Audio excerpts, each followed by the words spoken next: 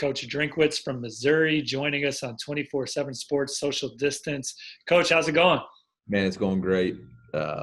Wonderful day in Columbia. The weather's been phenomenal, and I'm in the office, so I can't complain at all. So I'm not exactly sure when the producers are going to get this up on the web, but you just got out of an SEC meeting, and now you're joining us. What's that like being the first-year head coach at Mizzou, and you're in a Zoom? Is it a Zoom meeting? Yeah. You're on your screens, right? Mm-hmm. You're in there, and you got Coach Saban's in there. You got his face in there, and Coach Smart, and just some Coach Mullen, just guys that have had so much success in this business. What's this like for you to be their peers and be a square on the screen with the likes of Coach Saban? Yeah, it's kind of surreal, to be honest. I mean, you've got some guys that I met when I was a high school coach, and they were coming to recruit kids that we had. And you know, I told the story to Coach Orgeron that in 2005 I was at the Tunica Nike Coach of the Year Clinic, and he was the keynote speaker. And you know, it was important for me. I stayed and listened to him talk, and I went and shook his hand afterwards. Just so impressed by the way he presented himself and the passion that he had for communicating. And then now you're in the same chat with them, and then you got Mike Leach who can't figure out how to use a mute button on your Zoom calls. So it's pretty ironic. But you got to just go in there, and you know, the one thing I've realized is they're not going to make room for us. You know, they're not sitting there thinking, I hope Eliah Drinkwitz in Mizzou, you know, figures out how to beat us in recruiting or anything like that. So, you know, I put that stuff aside and realized that we've worked extremely hard to get to this moment, and now it's competition. You know, I'm sure it's similar to when you saw, you know, if you've been watching The Last Dance, when you saw, you know, Kobe get a chance to play against Michael, or you know, the opportunity for young people to come in and test themselves against the best. And that's kind of where we're at for me in my moment in time. And my approach is, it's pretty remarkable, but at the same time, we've got a job here and we got to get it done. So. Are you vocal in those meetings? No.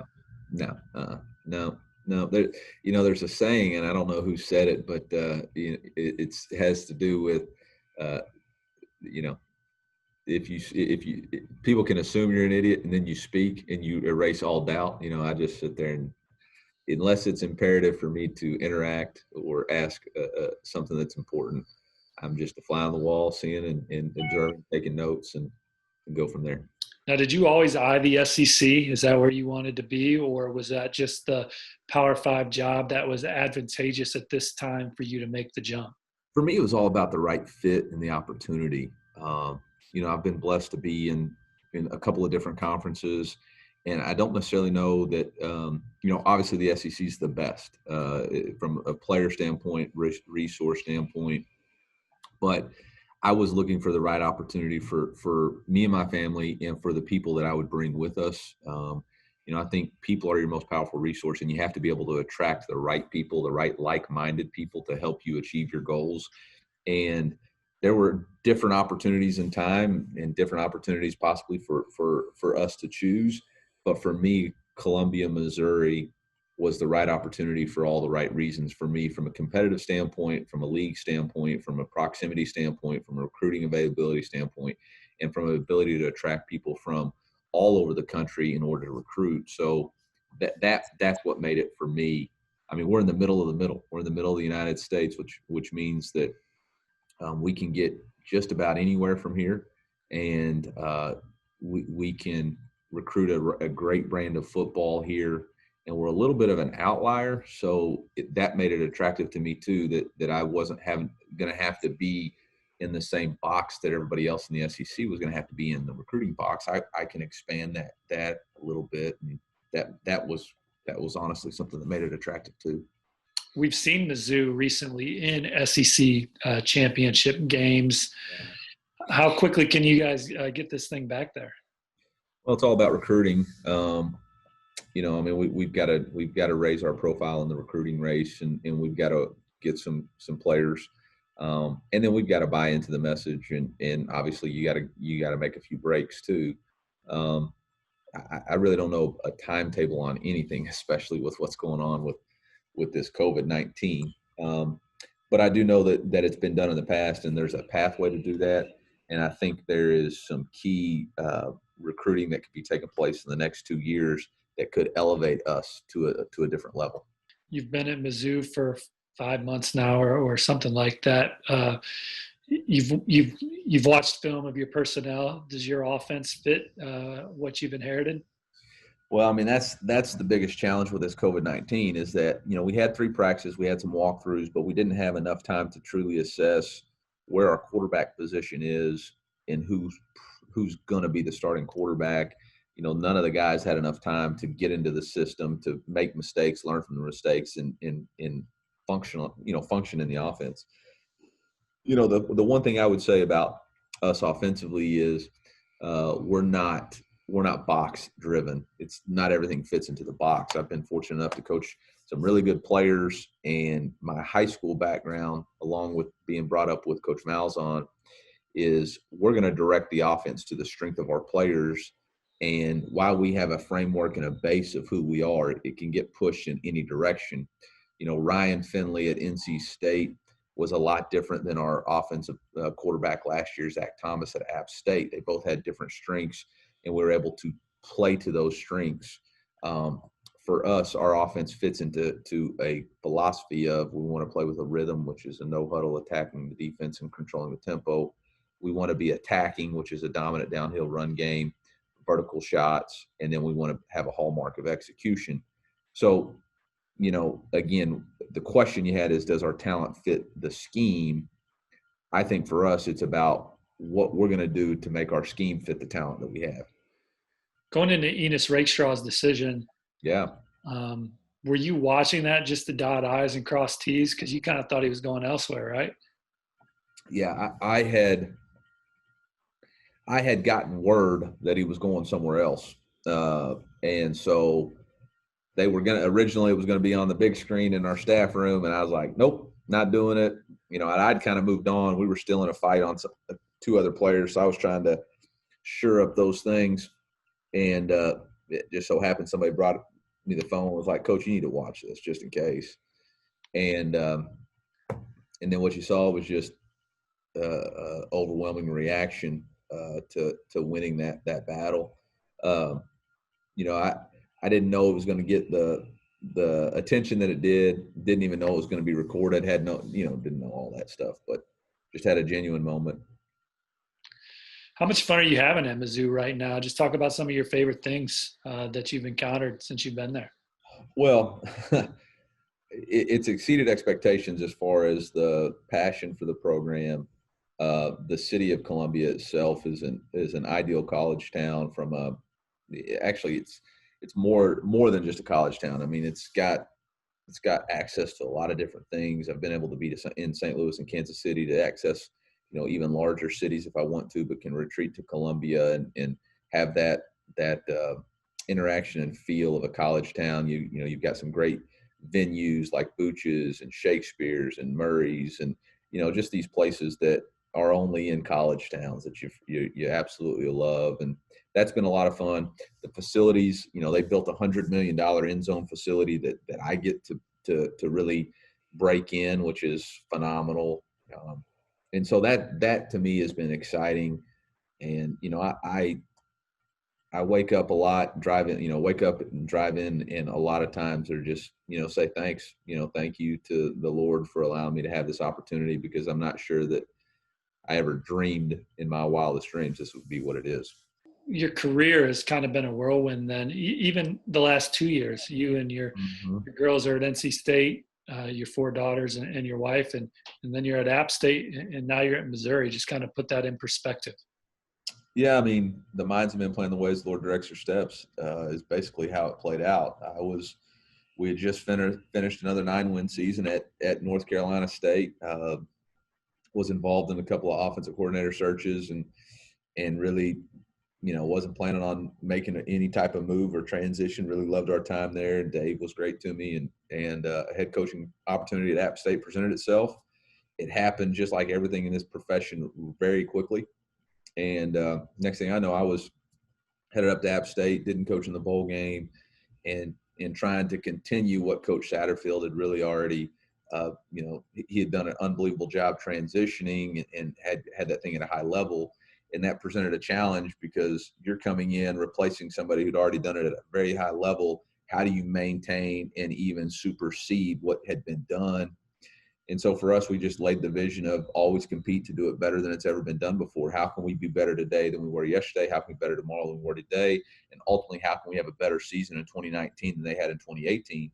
And so we researched and tried to figure out what exactly are some things, some benchmarks or hallmarks that if we accomplished, we could say we've done it better than they've ever done that. And for us, that was trying to beat a Power 5 team. They'd never done that since they'd been a Division I school or since they had beat Michigan. And had the opportunity to knock off two of them at North Carolina and at South Carolina. No team in the Sun Belt had been ranked for 2 consecutive weeks. We were ranked for, I think it was 9 weeks out of the season. Finished in top 20 and really we're in the conversation. I think we got hosed. We're in the conversation for being the Group of 5 representative. I think nobody else the team that got picked didn't beat 2 Power 5 schools. But, so while that was going on, time and tide wait for no man, and opportunities of a lifetime, get presented to you, and you've got to seize opportunities. You have no idea what the future holds. Towards the end of the season, opportunities started presenting themselves. And again, this one for me felt like the right moment in time for me to make a transition. The challenge is different. We're not replacing a place that had just won multiple conference championships and multiple bowl games. We're trying to reestablish who we are in the SEC and establish that we're going to be a perennial bowl, team and a perennial contender in the SEC East. And, we got the goal right here clearly stated behind us. Our goal is to win the SEC East. I mean, we're in the SEC, and we're not here just to be an also-ran. We're here to compete for championships. And that's my mindset. I firmly believe you set a high standard, you either live up or down to that expectation. If you have the standard for, just being mediocre, well, then the results are going to be mediocre, and we're not going to do that. Your immediate foundation on the recruiting trail, what did you tell your staff, and how are you executing it? Yeah, it's all about, for us, it's about finding the right fit. And that's really an acronym for us. It's, we're not as much as we utilize your recruiting services as a guide, but it's not the end all be all. We have to find the right fit for Mizzou. And for us, that's focused, intangibles, talented, and tough. The first thing we want to find is that young man who's got a focused life. They understand what their purpose are and what they're trying to accomplish and how football can help them accomplish that in their future. We want to recruit young men with the right intangibles, guys that we want to be around. There has to be some sort of synergy there so that we can coach and get the best out of them. I'm not saying they're going to be all choir boys or all that, but we don't want to, you've heard it before, you recruit your own problems. We're not going to waste time on people that don't have the right characteristics or values that we care about here at Mizzou. Talented, they have to be good enough to win the SEC East. That at the end of the day, we're in a competitive business, and we got to recruit players that are good enough to win. And then the last and most important thing is toughness. We believe that toughness is a foundation for success, not only in football, but in life. And so we're looking for the right fit.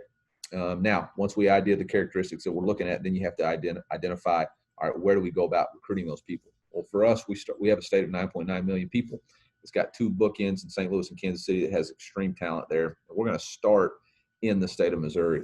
26 of the last 41 draft picks since the year 2000 from Mizzou have come from the state of Missouri. That tells us that our talent pool starts here in this state, and we're recruiting the best of the best. We want the best players in this state to play for this state, and that's not been the case. We've been letting too many players, elite players, leave, and we got to shut that down. And so that's our primary focus right now. We're focused on recruiting the best. We call them the true sons of Mizzou.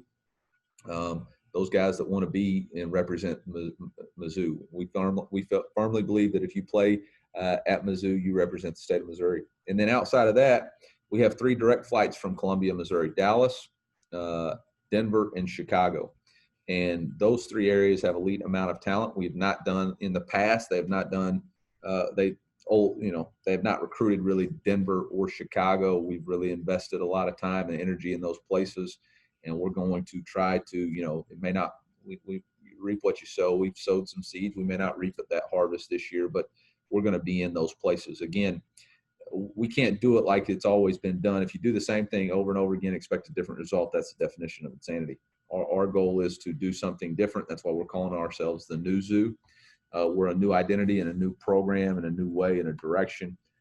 We don't feel like we're going to go down, and not that if we don't have the right connection, we can't go down into the South and win some battles, but we're not going to spend a lot of our time mining, in traditional SEC battlegrounds. We're going to go to places that we feel like the Mizzou brand carries weight and the SEC logo carries weight, and get into some of those tussles and fights. And really that message has been well received.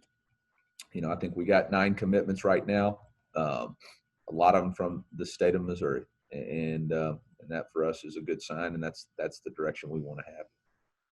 Home cooking has been good to you, as you just said, and talking to these high school coaches, they really feel like you've invested a lot of time in that. Just talk about the relationships you've been able to build with the DeSmets and the Lutheran Norths and those schools. Well, for me, it's I love the game. I love the game of football, and I think as the higher level you get,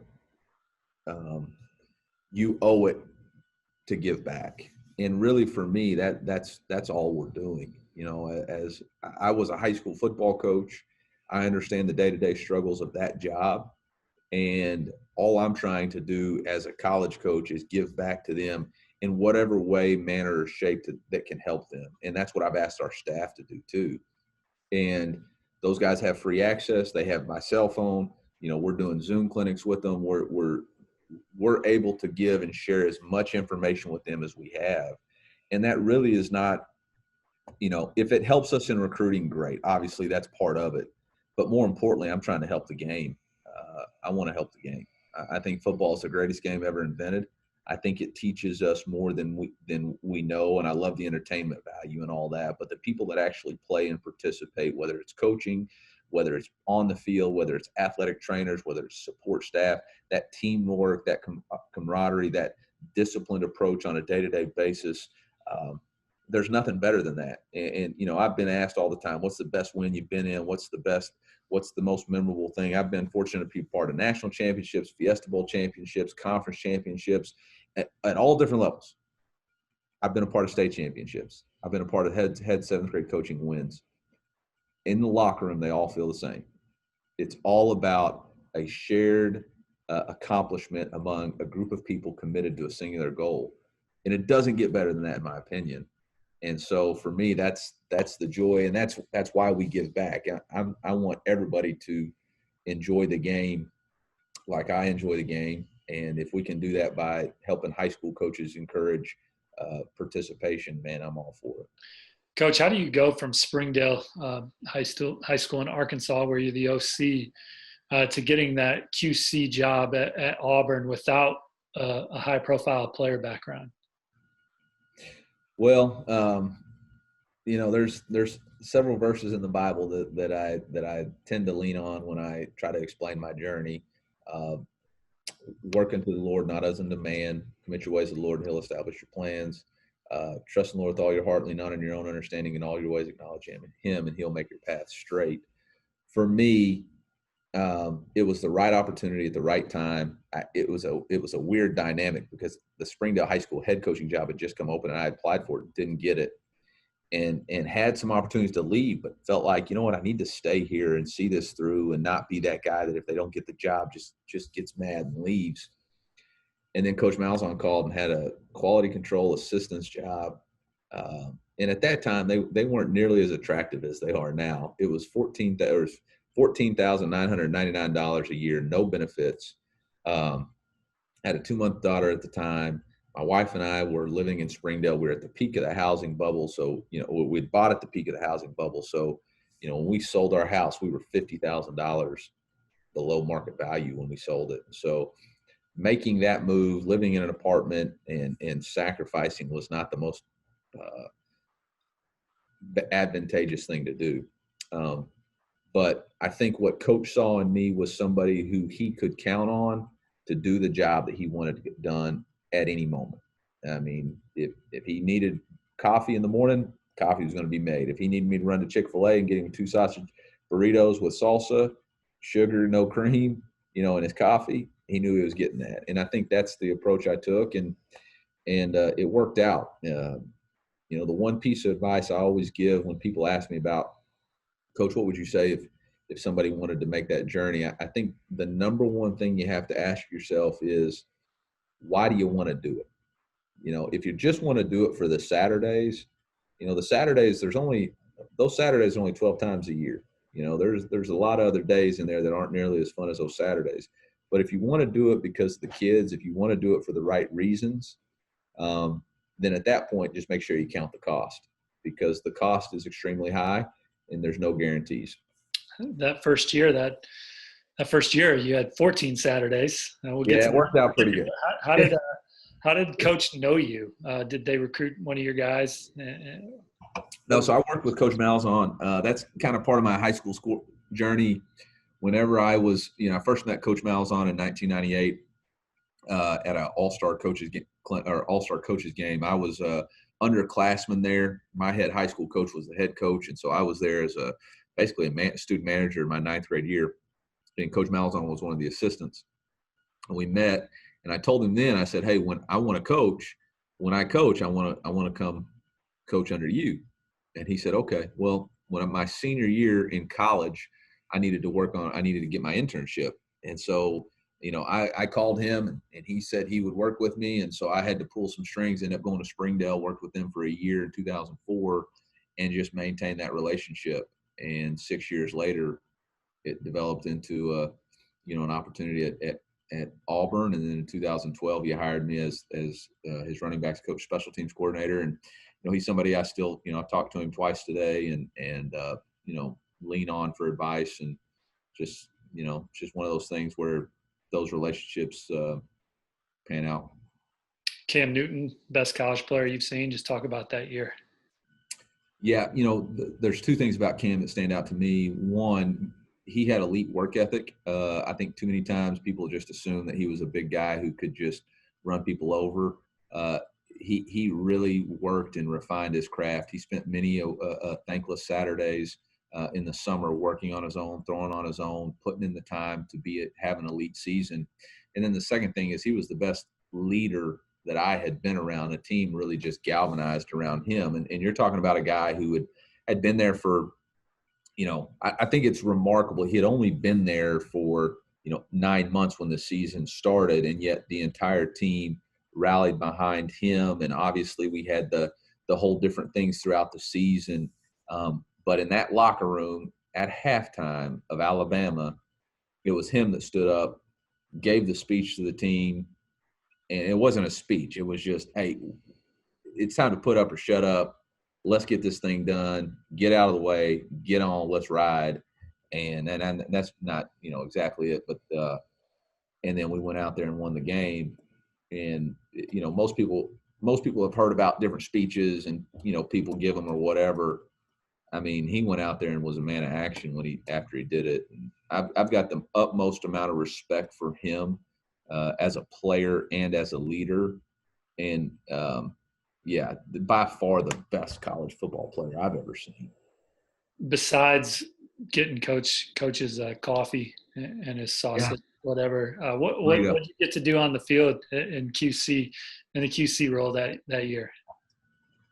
Well, this is recorded and the NCAA is going to watch it. I'm not going to be able to say a whole lot. No. It's quality controls are, I don't know by definition what all the things that we were allowed to do, but it's really what that term was. I mean, it was more of we put together film, broke down film, drawings, coffee, lunch, organized recruiting, whatever the specific rules are, the NCAA is what we did. That was right at the time of the Rich Rodriguez deal in Michigan. So there was a lot of checks and balances as far as what exactly you could do and couldn't do. And I know we were buttoned up tight to make sure we did everything within the letter of the NCAA. Coach, when did you have the confidence you could call plays? When did you call plays first? And when did you have the confidence you could do that at a high level? Well, I think that's actually one advantage that I had by being a high school football coach, because when you're a high school football coach or, a head 7th grade coach, I've been calling plays my entire career. In seventh grade, I was a head seventh grade coach. I was calling plays. I went to Springdale. I was calling plays. And then the only time I haven't called plays was really the 2 years I was a QC, and the 1 year I was a special teams coordinator, but I was calling special teams plays. So it's always been something I've been able to practice. And I think that's kind of the issue in college football is, play calling is not an exact science. There's kind of an art to it, and you learn by doing. And, I've called more 7-on-7 plays and red zone routes and things that I've just learned over time that we like, that I like, that the players like. And that's really how I've gotten my confidence.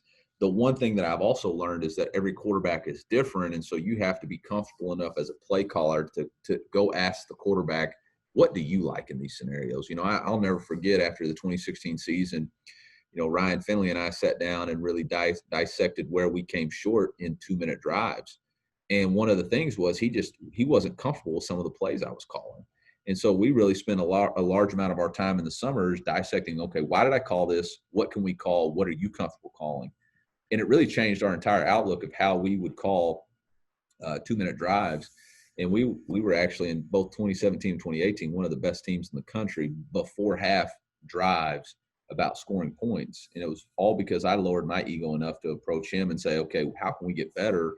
And then instead of, well, you should have done this and this and this on the call, I was willing to say, yeah, I can call better play and give you more options instead of just saying you have to do this in this call. You talked about the acronym FIT, but when you're recruiting quarterbacks, what are the fits for you being their eventual coach and play caller?